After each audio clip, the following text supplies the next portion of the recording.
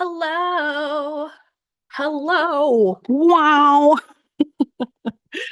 Was that really loud and annoying if you're on YouTube or Facebook or the replay? Sorry. Uh, having a little bit of fun. Having a little bit of fun. Happy Monday. Happy Monday. Welcome to Merriment Mondays live. Getting access to the chat. We're live on YouTube, Facebook, and Instagram. And hello, my Merriment makers. Say hi in the chat. Let me know where you're coming in from, where you're tuning in, how you're feeling. Merriment Mondays Live is your cozy corner of the internet for joy and creativity and weird little breakthroughs. And I'm Mary, if you don't know me, and I am your resident merriment maker, your playful rebel. And today's topic is something that I've been really excited to talk about. I always talk about this. I love talking about this. The power of play, how to reignite joy and fun and play as an adult. So I know that you might be thinking maybe like, play as an adult, I have too much shit to do. I don't have time for that. This is like something that only kids do. And hopefully, at this point, if you're following me, you've been trained a little bit to think a little differently about this. But I do get that stance. I really do. And there are so many days where I can go through my entire day and, I mean, just really miss the point, really miss the point of being alive. You know, I can go through my day and only work and not even go outside. And it's just like, what is the point of this, right? There are so many great, amazing things that we can do as goals and work towards them. And there's so much discomfort involved in achieving a goal. However, that does not mean that we have to miss the entire point of life. So we've been trained to think that play, just like joy, just like self-love, just like being weird, just like having a stuffed animal is frivolous, that it's immature, that it's something you not just do grow out of, but you kind of have to. You got to grow up, hun. You got to grow up. But I want to tell you and challenge this idea that it's actually the opposite. It is the opposite. So George Bernard once said, or what is his full name? George Bernard Shaw, right? So he said, we don't stop playing because we grow old. We grow old because we stop playing. And this is so incredibly deeply true. Play is not a distraction from adulthood. It is a powerful tool for adulthood. And it's how we heal. It's how we stay resilient. And by the end of today's session, I really hope that you're going to feel like you're not just allowed to play, but you are deeply called to make it an active part of your life again. So welcome, welcome, welcome. I see everybody on YouTube, Facebook, Instagram. Hello, welcome on this wonderful Monday. And before we get fully started, I have some exciting news and updates. So the first thing is that the Merriment Makers membership and the Feel Good Troop memberships have officially shifted into vaults. So if you are an existing member, you got an email this morning that has all the details in it. And if you're not an existing member, then the details don't really affect you. But what I can tell you that's very exciting is that the vaults are forever libraries of resources. Okay, you get everything in one place to visit anytime you want. So all of those 1,500 resources that I talk about, so it's basically just going down to the resources now. It's not going to be an extra subscription where you pay every month. And it's not going to be something where we're also doing anything live. So there's not going to be any more group coaching. There's not going to be any more daily texts as part of this. There's not going to be any more Merriment Mail as part of this. And no new resources and no new content. But if you've never been in the Merriment Makers before or the Feel Good Troop, the Merriment Makers, you can get 1,500 resources now, all for less than $1 a day. And the Feel Good Troop, if you want like a little slice of that, you can get 50 of the master classes for $111 a year. So that's like 31 cents a day. Okay, so these are annual subscriptions and you get immediate access to everything. And yeah, it's just a vault. A vault is just a library of resources. So we have happiness resources on everything from my whole merriment making method: embody joy, create joy, spread joy. So you learn how to embody your feelings, your emotions, how to have fun, how to be weird, how to love yourself. And then we move into the create joy section, which is like how to figure out what you're passionate about, what your purpose is, how to be an artist, how to be creative, how to connect and make friends, and how to celebrate life. And then we have the last section, which is spread joy. So when I say do good, feel good to do good, this is the do good section. So this is how to be kind, how to spread random acts of kindness, how to do guerrilla art, how to be an activist, how to be an authentic like example of what joy can be. So all of that is in the Merriment Makers. There's 30 full modules and there's 1,500 resources. And now you can just get it for one price. It's fantastic. Everything is shifting. And it also means that we're clearing a brand new space for new things to come soon. So there's a very fun secret project that I'm working on. And if you're a Merriment Maker or a Feel Good Trip member, you found out about it today and you're getting early access to it for a discount. And if you're not, you're just gonna have to stay tuned. But yes, if you are a current member, please don't forget that you do have an exclusive discount to access the vault and my new secret program before May 5th. That's when those deals expire. And the special prices disappear at that point, and then you can get it just the way that everybody else does. So mark your calendars also, because on Wednesday, the Positive Pulse is we're having our month end celebration of the launch event. So this is a party and it's an award ceremony, and we're going to have like I don't know, just a blast. This whole month has been amazing, and we have almost reached our goal for April, and I just had such a good time putting out so much new stuff and transitioning stuff over to this new platform and seeing everybody interact and stuff. We have like 215 members as of this morning, and they just keep rolling in. So I'm very excited, and come make some new friends over there. And if you haven't marked your calendars, come to the Positive Pulse party and award ceremony on Wednesday, April 30th at 7 p.m. Eastern. We're going to be celebrating our wins, sharing playful challenges, and giving you a sneak peek at what's next. You're not going to want to miss that. And there's also giveaways, and you can be a brand new on that day and still get something. Okay, and also, I know a lot. Before we wrap up April here, as in Merriment Mondays Live, I want to let you know that in April, because of the Positive Pulse launch, we did something special where we had Merriment Mondays Live every single week. But starting in May, which is very soon, can you believe it's almost May? We are shifting back into every other week.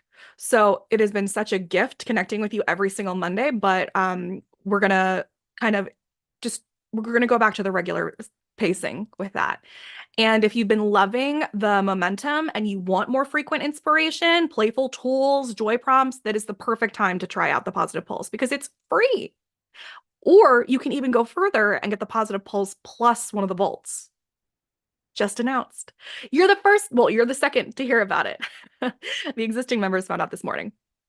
And okay, so then the next Monday's live is going to be May 12th, and the episode is going to be called Alt Joy Archetypes, Finding Your Flavor of Delight. So this is going to be an interactive, playful session where you're going to get new language to describe how you approach joy and your fun algorithm, your delightful algorithm. And yeah, I'm just really excited that Positive Pulse passed 200 members already, and the community is growing every single day, and it is filled with some of the cutest, kindest, sweetest, most empathetic, most inspiring people that I can meet. It's wonderful. So if you're not in yet, come join us, uncustomary.org/positive-pulse. And if you are interested in getting one of the vaults, you can go to my website and look under services or go to the link in my bio. You're going to get even more goodness in conjunction with today's episode about play if you're in the Positive Pulse. So every time I make a new podcast or a Merriment Mondays Live, when I upload the replay to the Positive Pulse, you get a bunch of extra resources. So that's really cool. Okay, let's get into it. If you have any questions about any of that, please feel free to just throw them in the comments and I will get to them. But let's start the episode. So play. As kids, for most of us, at least innately, it was our default. Play was our default. It was how we explored. It was how we regulated our bodies. It was how we connected and made a sense of the weird world around us, right? But at some point, most of us were taught or shown that being serious and more productive is what mattered more than being curious or happy or in the moment or weird.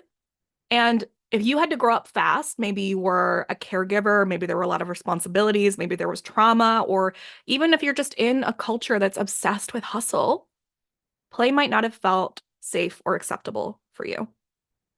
But the truth is that play is a biological need, it's not a luxury. And I'm going to explain why.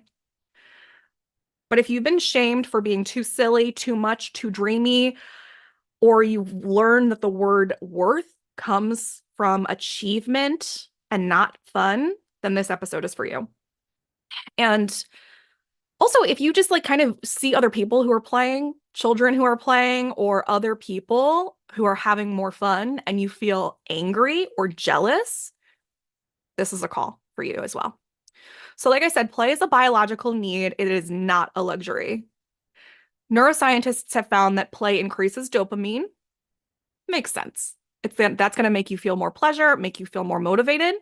So if we want to talk about, hustle culture and you want to feed into that, actually having fun is a way to feed that. It also reduces your cortisol, stress hormone that can wreak havoc on your body. So much stuff that we have with diseases and disorders are a result of stress and inflammation. And then it also, play, activates neuroplasticity, which is constantly making your brain more flexible and resilient. And if you notice, all the things that I talk about engage neuroplasticity because I believe that we are deeply resilient, deeply flexible, and adaptive. So we can always modify our experiences in our lives. And something really cool is that humans are one of the few species on Earth that we know of that maintain and require the ability to play throughout their lives. This is called neoteny. When I learned about this, I was like, yup, yup, yup, yup, yup. So neoteny is the retention of youthful traits into adulthood. And it's part of what makes you so special, so creative, so adaptable. Another animal that has neoteny are dogs and cats. So, you know how we have to play with our dogs and our cats, and that's something that they really crave and desire. And if they're not playing, they're going to get really sad and funky and depressed and sick. Well, same thing for you. Okay. Most animals in the wild, when they're growing up, they play. And that is because they are kind of like practicing a lot of things. I would just always think about Simba and Nala, the cartoons in The Lion King, kind of rolling around and hustling and tussling with each other on the ground. And it's play, but it's practice. And most animals end up actually growing out of that. The way that we think that we're supposed to, they do grow out of that on purpose. It is biological in them. Now, that's not true for animals like dogs, cats, or us. We actually really need to keep playing. I think a really good way to think about it is like think about a dog who's never been played with. He's going to be really messed up. And that's you if you are not playing. So, Too Long Didn't Read, you were built to play and you must play for your health. Joy isn't something you have to earn, it is something that you were designed for. So, what counts as play? Play is not a one size fits all situation. It's not always hopscotch and finger painting, although if you love hopscotch, keep at it. I just saw this really cute hopscotch thing that had like every single block, instead of it being a number, it was like a kind phrase, and it was really cute and rainbow. Hello, welcome. And the best person I've ever seen research on still to this day is Dr. Stuart Brown, who founded the National Institute of Play, which is a real thing. And he identified 8 different play personalities. So if you have been in the merriment making world for a while, you probably know what those are, but you can always take like a free little quiz or just kind of read through them and see which ones make sense for you. So the first one is the Joker, and this is humor, silliness, making other people laugh. And then there's the kinesthete, which is movement, getting fun through dancing or just walking around or experiencing something in your body. There's the explorer, and they have fun playing with like going to new places, being curious, experimenting with good ideas, new experiences, all of that. There's the competitor, and they like games. They like contests. They like challenges. They're probably in Aries, just saying. Then there's the director, And they like planning things, they like hosting, they like orchestrating fun experiences. I didn't realize that that was such a big part of me, but it is.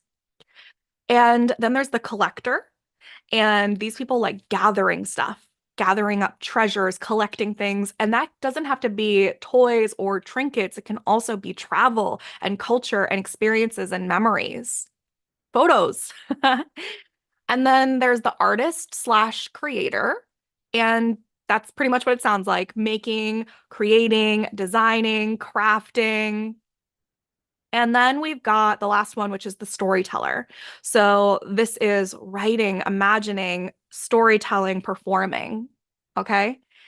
So which one of those feels the most like you? You can tell me in the comments and drop it in the chat. And the thing is, too, that you don't have to be just one. Like everything, we're all beautiful multitudes of cusps of experiences. So I would say that I am the director with like wanting to orchestrate fun experiences. I love hosting, I love planning, I love making a curated experience for other people to have. I love joking. Humor and silliness is deeply important to me. I like creating. I like making guerrilla art, and that actually kind of really compounds into the director aspect of it because I like creating art that is installation and interactive based so that other people get to experience it. And I'd say that I also really enjoy exploring, going around, and storytelling and performing. So you might just find that there's like even half of them apply to you, but they're kind of like a different order, right? In terms of priority and importance. I'd love to know which one you feel like you are, and whether you're here now or in the replay. And remember that play can be micro. It doesn't have to be like, I need to organize an entire vacation. I need to go do all of these things. Like, that's not, it doesn't have to be a lot of money. It doesn't have to be really anything. It's really just about making consistent effort and tiny bursts. So, microplay, we can call it, are these small moments that anchor you back into joy. And maybe this is like singing in your car, or wearing funky socks, or putting googly eyes on a mailbox, and drawing in the little margins of your notebook. Any of these things are micro moments of play. Microplay is like a vitamin for your spirit. It's small, it's powerful, but it is effective. And I always want to just encourage you that whenever we kind of notice that there's something that we want more of in our lives, to not feel like you need to go in like a 180 situation. You don't have to flip the table. You don't have to stop doing everything else. You don't have to really do anything except start bringing in a little bit more of what you want. So let's do something now. Let's do something together that's playful. Um, grab a pen and paper, and let's make your version of your play joyful creature. I want you to imagine yourself as anything. It could be human, it could be humanoid, it could be a dinosaur, it could be a mermaid, it could be something that doesn't exist yet. I used to really love doing this. I hosted something called the Snail Mail Game Show, and I would send out these prompts to people in the mail, and I would give them a prompt like this. And sometimes I would even like begin the part of the paper. I would send them a paper that had like half of a face on it or something, and the idea was to fill it in. So for years, I would get these wonderful creations of things that were responses like this, and that is a wonderful way to play. But that's kind of what we're doing right now. You're taking a prompt and you're going to doodle out. I'm just going to use a pen. You don't need to get markers. You don't need to get pastels or paints. You can if you want to. Go for it. But we're just going to doodle out your joy creature. So you have 2 minutes, and we're going to draw the silliest, most delightful thing that represents your joy. Maybe it's someone that is thinking about the archetypes of the play personalities. Maybe they imagine what they're doing. What is it that your inner child wants to do? What is it? How does it look when you're playing? Do they have glasses? Do they have sunglasses? Do they have kaleidoscope glasses? Do they have a cape? Do they have a superhero outfit? Do they have multiple legs so that they can explore faster? Do they have like a million fingers? Do they have hot dog fingers like in Everything Everywhere All at Once? Do they have glitter hair? whatever you want it to be. And you don't even, if you're not good at drawing, you can even just kind of like draw a little arrow and then write like glitter hair. You know what I mean? You don't have to make it out. So ready, set, go.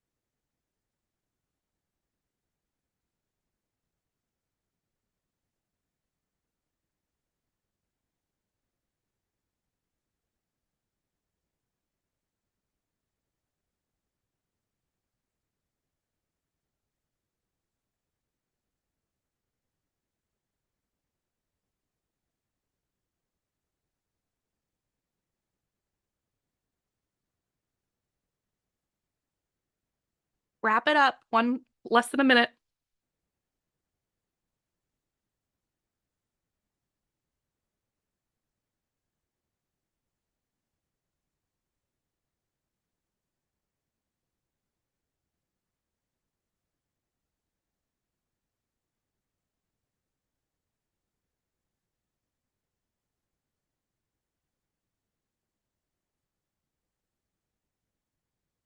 Okay. Pencils down. Just kidding. There's no rules. All right. So here's mine. I made a my play creature. I kind of started off feeling Care Bear incentivized, inspired, and it ended up kind of looking a little bit more like an alien. But I still gave myself a rainbow belly. And over here, I have a camera to take pictures of things when I'm exploring, or the things that I'm hosting, or the people that I'm creating and curating experiences for, to document it and showcase the good news. And then we also have a bubble wand because I think it's one of the simplest ways to play. It's wonderful, it's beautiful, it's easy, it's cheap, and also I host the bubble parade. So that is my joy creature. She's probably called Uncustomary. And I'd love to see yours. Feel free to, in the replay and positive pulse, send them to me as a comment or explain them here in the chat. And you can also post them on Instagram and tag me at Merriment Maker. Okay.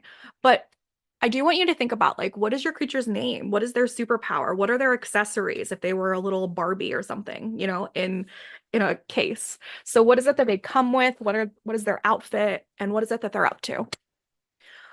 Okay. Moving forward. So play can be a very grounding tool. When you are stressed and overwhelmed or on autopilot, lost in your head, play brings you back into your body. It shifts you from that like fight or flight feeling to rest and digest, but it's more like rest and play. It tells your nervous system that you're safe now. It strengthens your vagal tone, which is basically activating your vagus nerve consistently over time, which allows you to be non-reactionary to adversity or things that we're interpreting as negative. The vagus nerve is the biological pathway that helps you regulate your emotional states. And it also is increasing your resilience. So playful adults experience lower rates of burnout and depression and anxiety. And also they look younger, just saying. Here's something to chew on.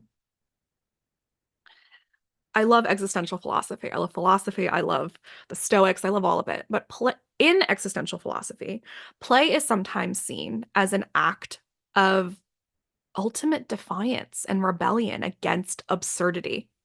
So, absurdity is a really interesting component of existentialism and philosophy. Um, I believe that it's a beautiful thing in life, and that's kind of where I differ with existentialism. However, Friedrich Nietzsche wrote that maturity means rediscovering the seriousness that you had as a child. What is it? Maturity means rediscovering the seriousness one had as a child at play. I just wouldn't say it like that, at play. Play is not naive. It's brave. It's courageous. And this week, I really dare you. I dare you. There are so many people who, like me, enjoy rebellion. And in that way, when we are kind of told to do something, we rebel against that, even if it's ourselves, even if we know it's good for us. We just don't do it. It's this reactance that we have. So I think sometimes it's really helpful for me to say, I dare you. I bet you can't. I bet you can't schedule your recess for your day like you're in elementary school and you get to go outside and play. I bet you can't. I dare you to schedule recess this week, 20 minutes every day. Make it real. Put it on the calendar, guilt-free. Protect it like your life depends on it. Protect it like you just found out that you wake up in the hospital, you've been in a coma or you had a heart attack or something horrible, right? And the doctor says the only way for you to get better is that you have to play 20 minutes a day. Because you know what? It will save you. We don't need to actually experience a crisis to experience the benefits of the perspectives that it can provide for you. So schedule your recess. I dare you. I bet you can't. I bet you can't. Prove me wrong. And your mission for today, if you choose to accept it, is to do something, just anything playful, whatever lights you up. So maybe that's going down a slide. Maybe it's making a paper crown. Maybe it's wearing something silly. Maybe it's eating dessert first. Maybe it's leaving work now and telling them that you're sick.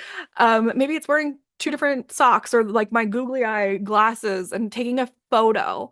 Maybe it's having a bubble blowing contest with yourself. Maybe it's telling a story. Maybe it's sharing a meme. I don't know, but do something that feels a little bit extra, but not too hard and feels fun for you and your soul. Post about it, tag me, use the hashtag merriment making so we can all flood the internet with our delight, with our fun, with our play. Doesn't it feel good to see other people playing? I mean, honestly.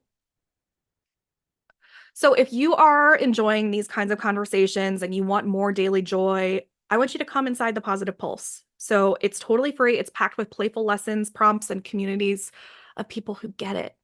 They get that weird is important and powerful and that play helps us get there. And if you want an even easier jumpstart, you can check out the Feel Good in 5 Days program. I know I'm throwing a bunch of different things at you, but just honestly, if you go inside the Positive Pulse, you'll see everything listed on the sidebar and you can explore it for yourself. So 5 minutes a day, 5 tiny shifts with the 5 day reset. It's a really great reboot for your mind and your mood. So remember that when today's replay goes up inside of the Positive Pulse, you're going to have this full bonus pack of resources to keep your magic going with this topic. So there's going to be playful affirmations, quick mindset shifts to help you kind of feel inspired to engage in microplay. There's going to be journaling prompts that you can use to explore kind of like how play is showing up or hiding maybe in your life. There's like a science-backed reminder, quick cheat sheet that helps you remember and understand the real psychological and physical benefits of play, some of which we've gone over, and a microplay challenge list. So there's a bunch of different ideas for ways that you can try to reignite joy this week. Kind of like how I said, go blow bubbles, right? There's more stuff like that for different kinds of play personalities. And they're all waiting for you inside of the Positive Pulse when you check out today's replay, which will be uploaded very soon after we close. I just want to remind you that you are not too old to play. I know that sometimes this advice, even the things in general, not just today, but in Merriment Mondays, in the Positive Pulse, can feel really simple.